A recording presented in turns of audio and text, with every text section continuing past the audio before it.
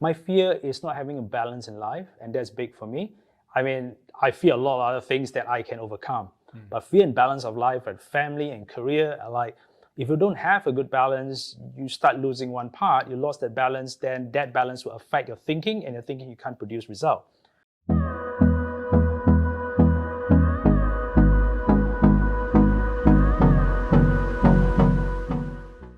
Yeah, man.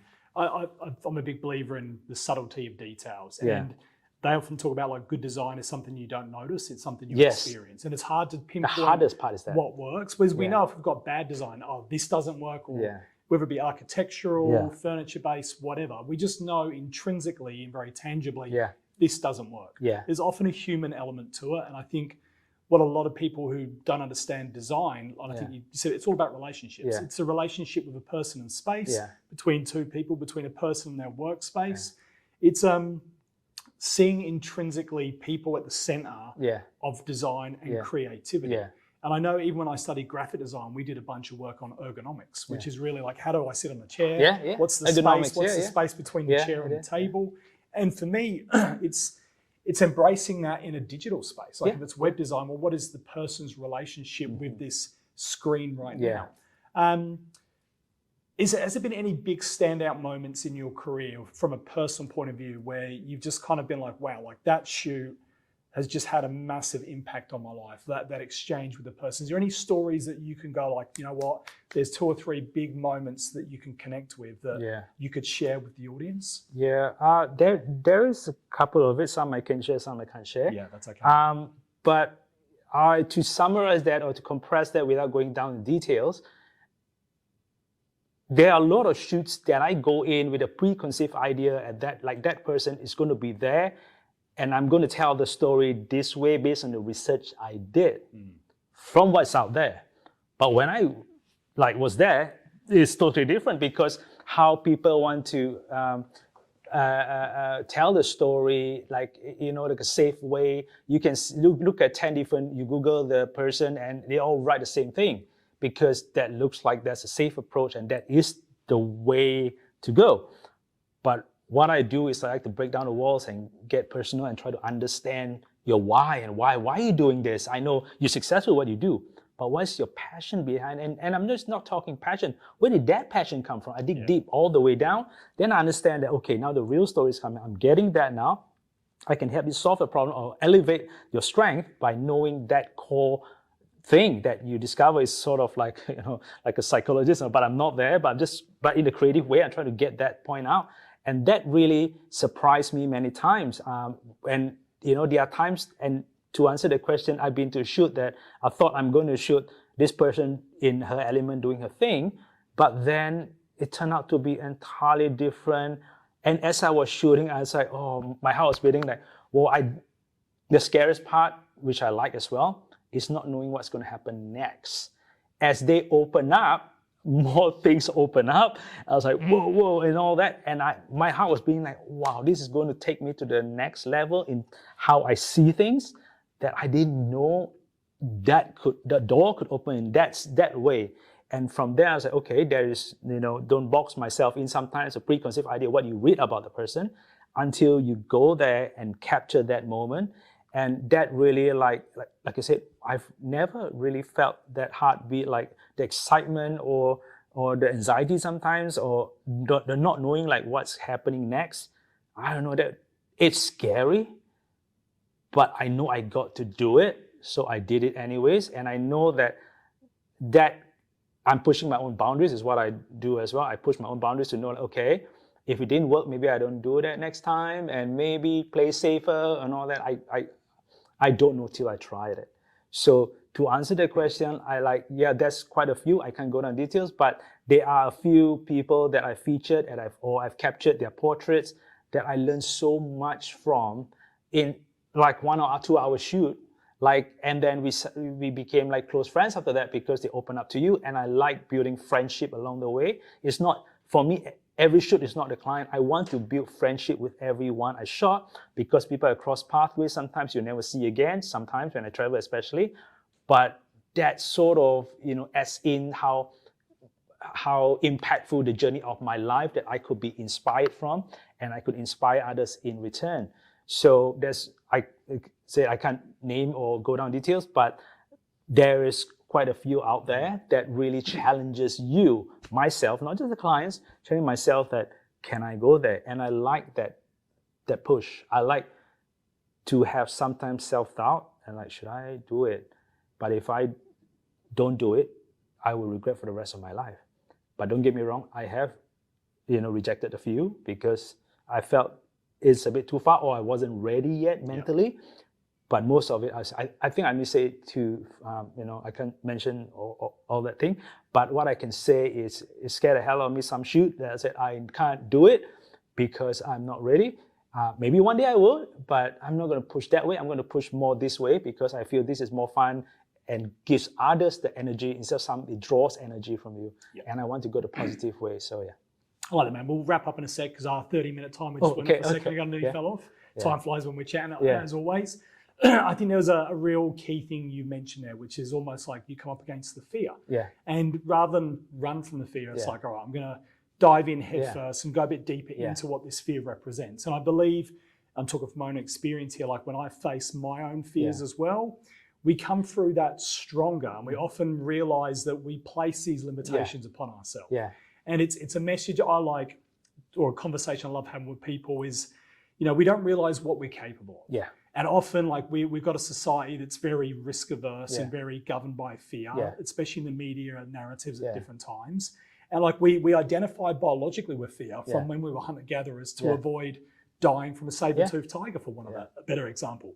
But yet, when we look fear in the eye and we commit to the path anyway, and we get on the other side of whatever obstacle we're facing with fear at that moment, when we look back through hindsight, like, man, like what has just been created whilst we've faced the darkness, for want of a better term, and we've gone through that, like look at the story that's emerged. Yeah. And I know for me, there's a different human being now from the last 3 years due to COVID, where like for me, there's been a lot of fear. I dare say the same is there for you. And really, I suppose this is not so much a question as a summary and just a little snippet for the world out there. Like, what are you fearing out there today, people? And what can you dive deeper in that's going to bring you out the other side stronger and more wise and more passionate at the same time? And I think for me, I don't know, for you, 2023, this podcast, it's like, what ideas have people had that haven't moved forward? What excuses are we making for not allowing it? Yeah. Are we trying to perfect things and not put things live? Yeah. I think there's a good energy this year from the last few years of COVID. We've had to face some weird and wonderful shit, excuse the term. Yeah. And like, where are we on the other side of that now? What's the future like for you in that sort of like that shift and change you've gone through the last few years? And is there something bigger from you're still chasing that you want to share as a wrap up or a summary for the world, my man? Yep. I'll start with the fear. My fear is not having a balance in life, and that's big for me. I mean, I fear a lot of other things that I can overcome. But fear and balance of life and family and career are like, if you don't have a good balance, you start losing one part, you lost that balance, then that balance will affect your thinking, and your thinking you can't produce result. So my fear is like, every time, how do I juggle this out? I'm not the person like, I do halfway, five years later, maybe no, I don't. I go all the way. I give a power boost and just get a rocket ship. And hopefully, my altitude, everyone can stay with me. But having said that, I need to watch the altitude too without going too fast too soon. Yep. But I still need that. So just bring that along. It's very important for me to have that balance. So my fear is sometimes slow down. Yep. But there's so many things out there. Moving on to the next question, what I'm doing. I'm a photographer. I dabble in videos, a bit of social media these days. But my expansion is now writing, public speaking, because I feel that there's a lot of stories that I can share and inspire others. And it's about catching people at the right time, in the right moment before they fall off the edge with cool stories and cool photos, and take it from there. And,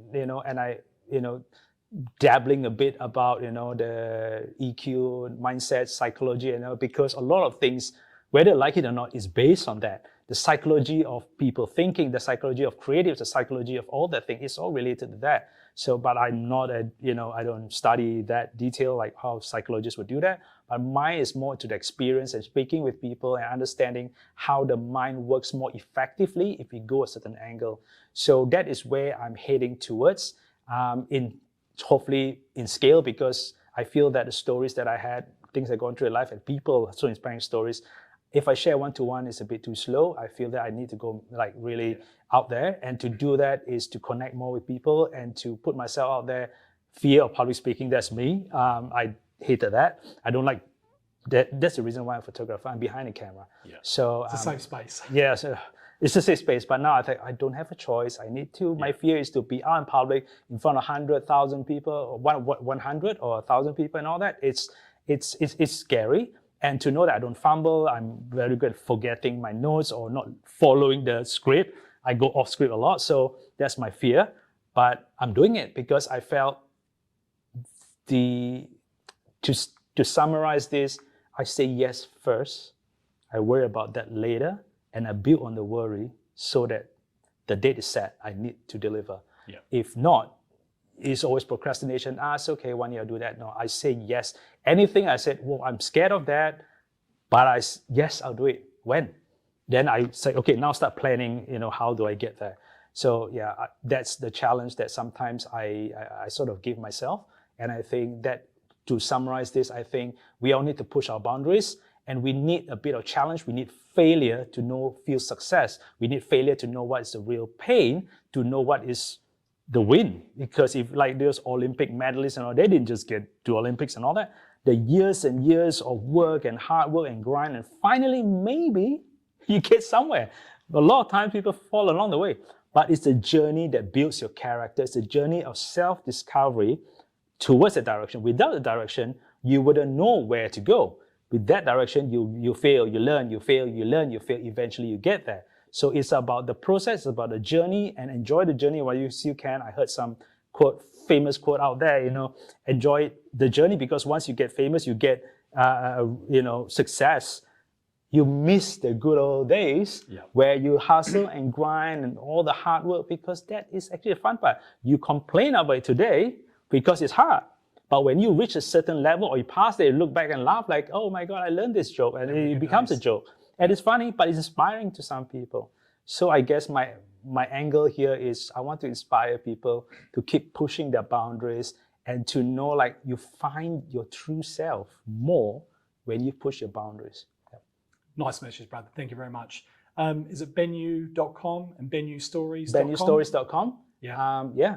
And yuread.co, YWREAD.co for all the stories that the book is all about. Beautiful, man.